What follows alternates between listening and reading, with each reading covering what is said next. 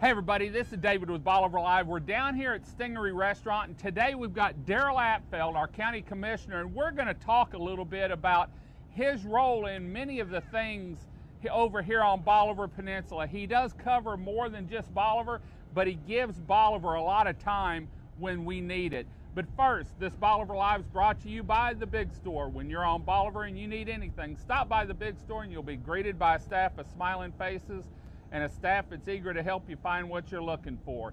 If the Big Store doesn't have it, chances are the truck didn't bring it. Darrell, thanks for joining us today. I knew it would take a meal up here at Stingaree to get you over here. You're busy. I want to talk a little bit about, first of all, I want to thank you for the Jeep weekend. I know y'all put a plan together, you executed it, and we saw different, and I know the businesses, we just finished lunch and Keith and Brad were talking about it. What do y'all have planned for next year? Well, first off, thanks for having me, and always great to come to Bolivar and great to come to Stingaree's and great to have lunch. So, but as far as Jeep weekend, we had a great weekend. We were prepared. We had a plan in place. As you all know, we had 42 DPS units. We had 20 sheriff's units. We had over 80 DPS officers and 70 sheriff's deputies. We had 9 ambulances, Life Flight. Texar was a big hit. They were out. Over 90 volunteers came. So, you know, the ESD, everyone just clicked and we did well. The weather helped a bit, and so we didn't test it to the capacity we hoped we would. But I've already spoken with the lieutenant from DPS and the sheriff, and we've already started what we're calling Operation Foot on the Gas 2021. We will be back in full force next year for the same. Right. But overall, it was a success. And so that you know, this isn't just, this is a group. This is DPS, Galveston County Sheriff's Department, the ESD, number 2, you, the Commissioner's Court, Texar. This is more than just one group, and it's a team working together towards one accomplishment, and it worked. Absolutely, and our Office of Emergency Management got involved. Galveston County, I forgot that. Set up an incident command center, and they speak in incident command language. All of the units, all of the different departments have the same lingo as it relates to an incident command situation, and so it was just really good. Great. Now we're moving on to Rollover Pass. We were talking a little bit about it at lunch. It's filled in. They've taken the fence down. What do you see for that coming? You know, we've seen plans of parks and piers. Can you tell us where they stand on that, or what you've heard? Well, you know, it's now what we're referring to as Rollover Beach because it's a beach. Some were glad, some were sad. But it is what it is. That's the hand we're dealt. But I'm excited now because we are moving forward with the agreement that the state has given the county to provide us a fishing pier, provide us parking on the Bolivar Rollover Pass Beach, and concessions and restrooms.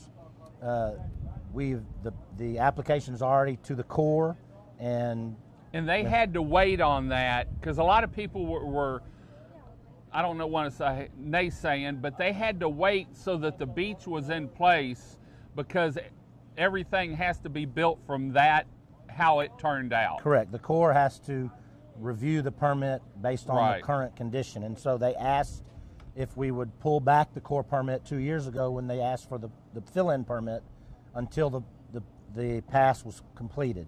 So that's been completed. The permit is in. Now, it takes time, but we've asked through the state that they expedite that permit, and I hope to see construction or groundbreaking in the next year. They have plans for the pier. They have plans. I'm not talking plans. I'm talking design plans. They actually have the plans. And it's really a nice setup and gives families another location to go and relax down here and enjoy Bolivar Peninsula.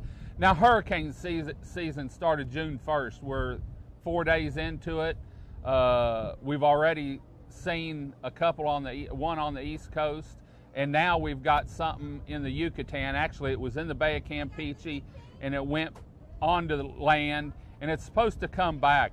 Have you been in contact, and is Galveston County Office of Emergency Management already on a game plan? If right now, I think the projections, and you were going to check, are still central Louisiana, or from what I'm seeing? Right. The Office of Emergency Management monitors all hurricanes for us. It's due to be in the Gulf, if it's not already right now.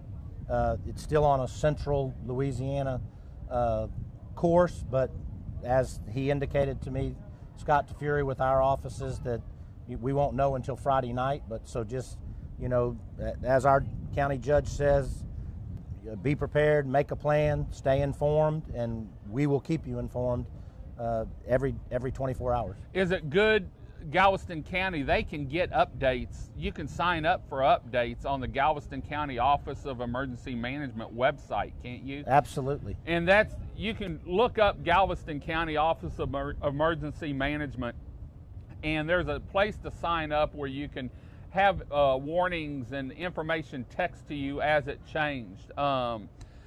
You asked me, and we're going to talk about this because it has to do with the beach, you asked me about the flag warnings. Correct. And for those that haven't paid attention, we're starting to put the flag warnings up on our live feeds. And we do the latest flag warnings, so it can change during the day.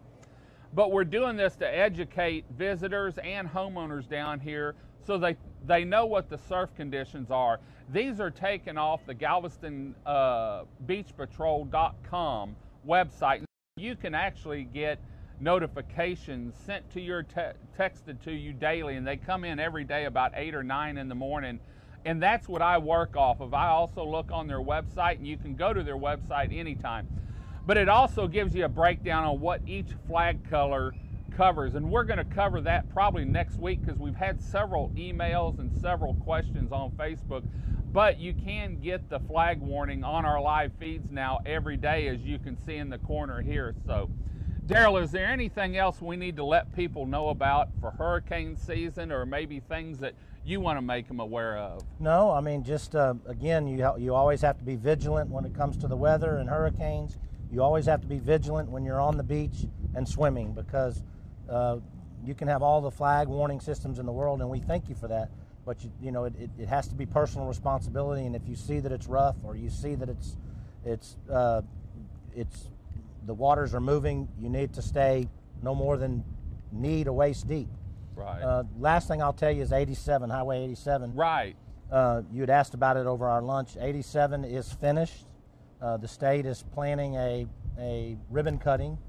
I know that last week we had the high tide and some of the riprap was brought onto the road. That's something we're going to deal with, but they raised it 2 feet to a 5 feet above sea level.